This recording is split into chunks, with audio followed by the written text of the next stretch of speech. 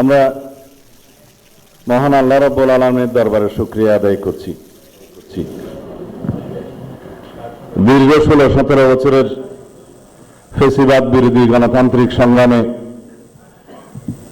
অনেক রক্তদানের মধ্যে পাড়ি দিয়ে আজকে আমরা এইখানে উপনীত হয়েছি। সবাইকে আমরা দলের পক্ষ থেকে আমাদের মাননীয় চেয়ারম্যানকে স্বাগত জানাই।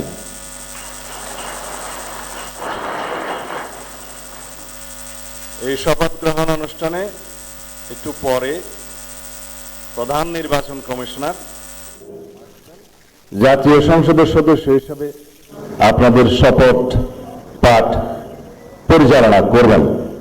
সংবিধান অনুযায়ী 148 আর্টিকেল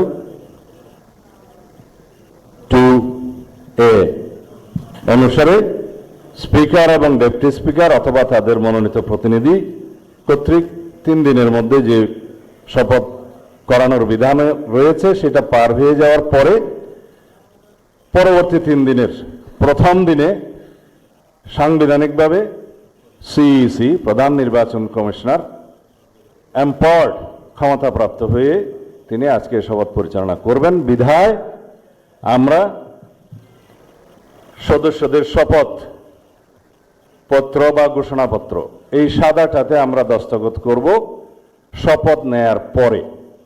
এখানে আপনাদেরকে বলা হয়েছে আমি ...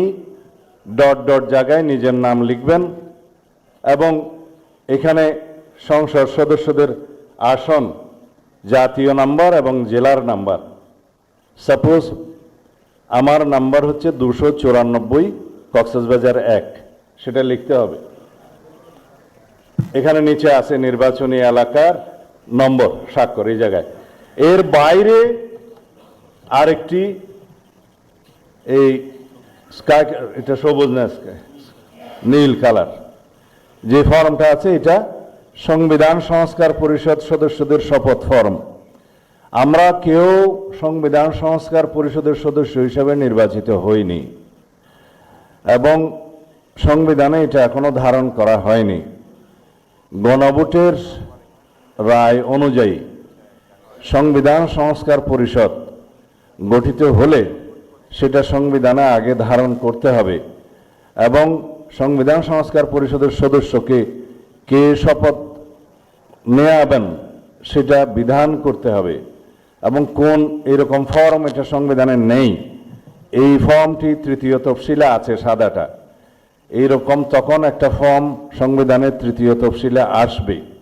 সেগুলো সাংবিধানিকভাবে জাতীয় সংসদে গৃহীত হওয়ার পরে তখন জাতীয় সংবিধান সংস্কার পরিষদের সদস্যদের শপথ নেয়ার বিধান করা যাবে। বিধায় আমরা এখন সাংবিধানিকভাবে এই পর্যন্ত আমরা এসেছি, আমরা সংবিধান মেনে এই পর্যন্ত চলছি এবং আশা করি সামনের দিনেও চলব। আমি মাননীয় চেয়ারম্যানের নির্দেশে ওনার উপস্থিতিতে আপনাদেরকে এই আমাদের দলীয় সিদ্ধান্তটা জানালাম। ধন্যবাদ সবাইকে।